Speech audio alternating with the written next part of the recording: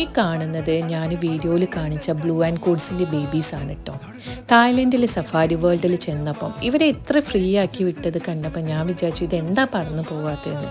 പിന്നെയാണ് മനസ്സിലായത് സഫാരി വേൾഡിൻ്റെ വേറൊരു ഭാഗത്ത് ഇൻക്യുബേറ്ററിലൊക്കെ വെച്ച് ഒരു 30 ദിവസം ഹാൻഡ് ഫീഡൊക്കെ ചെയ്തിട്ടാണ് ഇവരെ സൂയിലേക്ക് തുറന്നു വിടുന്നത്.